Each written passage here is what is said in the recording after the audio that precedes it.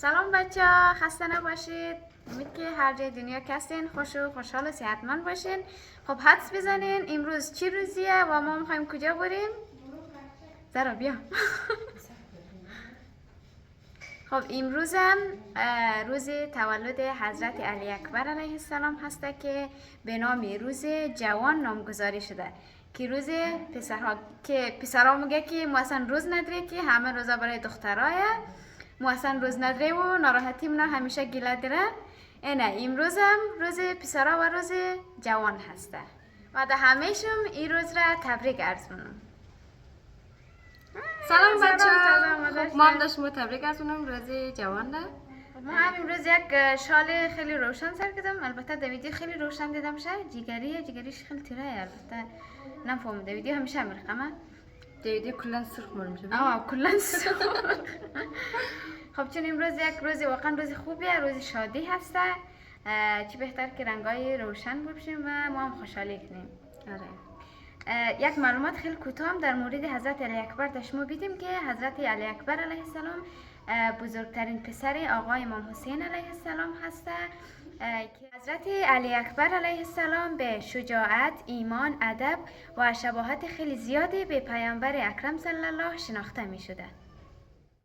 حضرت علی اکبر علیه السلام از نظر چهره، اخلاق و گفتار شبیه ترین فرد به پیامبر اکرم صلی الله علیه و آله و سلم بوده. آره، به همین دلیل بود زمانی که امام حسین علیه السلام دلتنگ پیغمبر اسلام می شدن به حضرت علی اکبر علیه السلام نگاه میکرد. و همچنان حضرت علی اکبر علیه السلام یک جوان آگاه و رشید هسته، نه یک جوان کم تجربه. به همین دلیل هسته که روز تولد ایشان را به عنوان روز جوان نامگذاری کردند. آره. خب شما هم باز ما همراه باشین با جزئیات بیشتر. ما امروز البته قراره که بریم حسینی. البته قبلا هم از این یک ویدیو گذاشتیم، شهادت حضرت ام البنین بود. آره.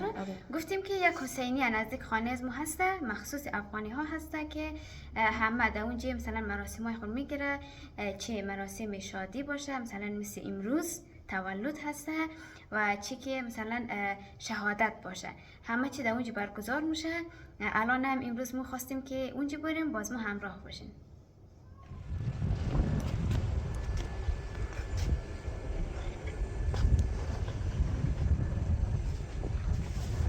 هم از خانه بیرون شدیم، وزارت اموریم حسینی هم خیلی نزدیکه. آره. چند کشا اونورتره دیگه. آره.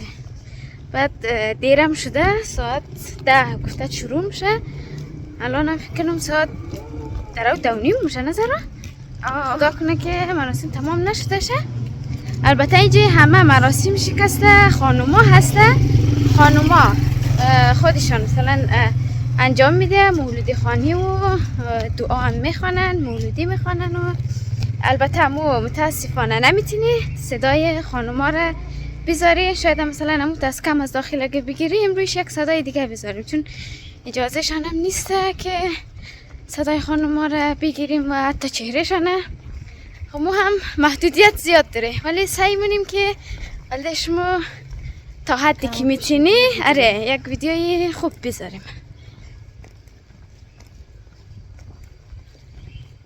همون حسینیه هستن. شروع نشده؟ خب نفر کمه نه؟ به نظرم که شروع نشده و کس نندازه. خب خیر ما در موقع رسیده. جوون لیلا دلبر بابا، جوون لیلا عالی اعلا، جوون لیلا شبه پیغمبری علی اکبر، ثانی حیدری جان شبه کربلا، ثانی حیدری علی اکبر، این دلای خراب حسین و تا حرم علی اکبر، این دلای خراب حسین و دستا بیاد بالا علی، سر به رشید و امید شاه جان، سر به رشید و امید شاه